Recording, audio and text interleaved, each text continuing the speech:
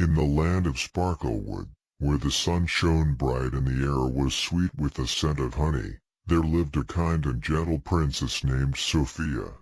Sophia had long, golden hair and sparkling blue eyes that twinkled like the stars on a clear night.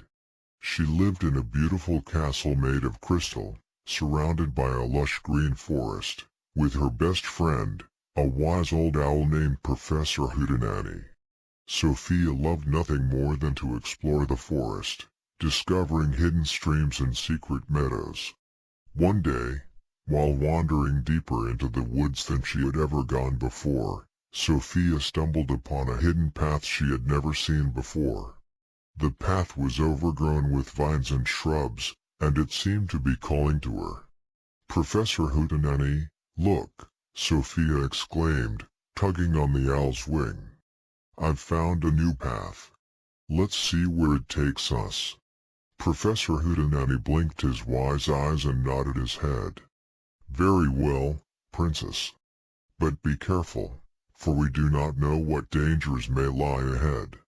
Together, Sophia and Professor Hootenanny set off down the winding path. They walked for what felt like hours, the trees growing taller and the air growing quieter with every step.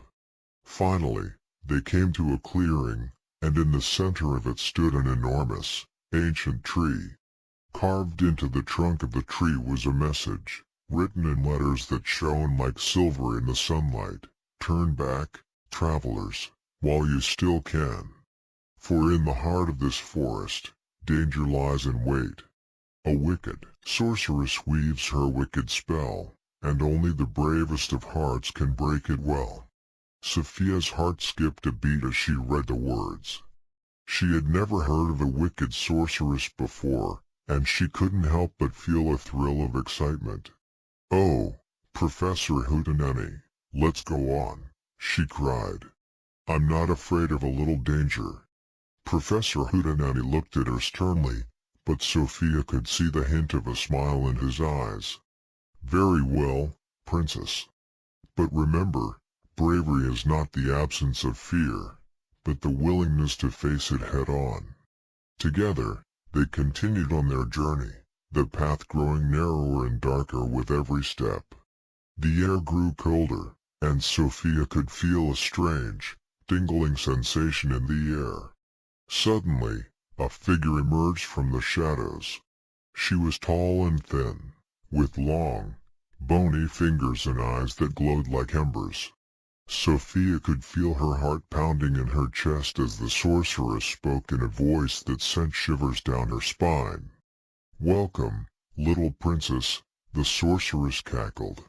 "I have been waiting for you. You see, I have cast a spell over the forest, and only the heart of a true princess can break it."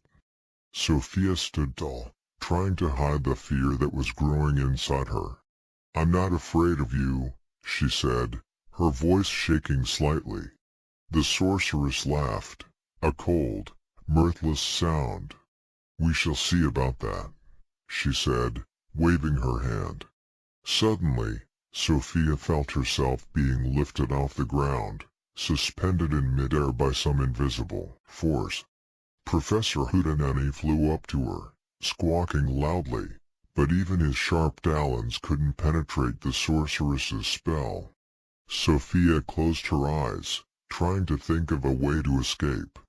And then, she remembered the words of the ancient tree: "Only the bravest of hearts can break it well." She took a deep breath, and let her heart fill with courage and kindness. As she did, a warm, golden light began to emanate from her body, filling the clearing and driving back the darkness. The sorceress let out a shriek of rage as Sophia slowly began to descend back to the ground. When she finally touched down, Sophia felt a surge of power and confidence. She walked up to the sorceress, looking her straight in the eye.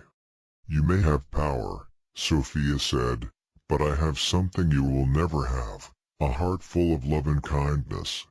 The sorceress let out a defeated cry, and with a wave of Sophia's hand, the spell was broken. The forest was once again filled with light and life, and the creatures of Sparklewood emerged from their hiding places, cheering and celebrating. As Sophia and Professor Hootenanny made their way back to the castle, the princess felt a sense of pride and accomplishment. She had faced her fears and overcome them, and she knew that she would always be brave enough to stand up for what was right. From that day on, Sophia was known as the bravest princess in all the land, and her name was whispered in awe by the creatures of Sparklewood. And every time she looked up at the stars, she remembered the ancient tree's message, and the power full of love and kindness. The end.